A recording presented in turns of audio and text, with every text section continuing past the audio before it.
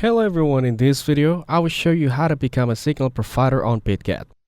First, go to the Bitget website and make sure you log it in. Next, join the Signal Pod beta group and apply to become a signal provider using the invitation link provided in the group. Then, bind your Telegram account with your Bitget user ID. Set your avatar, alias, and profile accordingly.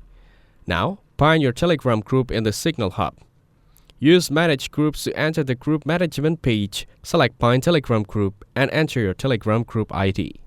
If you're not sure how to find your group ID, you can look it up through Telegram settings or group info tools. Once that's done, you can start publishing your signals using one of these options. Use the Publish Signal button on the Signal Hub page. Use the Publish Signal option at the bottom of the Markets page, or publish directly from the bottom of the Futures Trading page. Select any of these options, edit your trading signal, and click Publish. You will need to invest in yourself to publish a signal. After publishing, your signal will be automatically synchronized to your linked Telegram group with no extra manual steps required.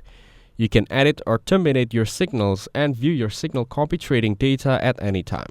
If this video was helpful, please consider leaving a like and subscribe to the channel. With that being said, I'll see you in the next video.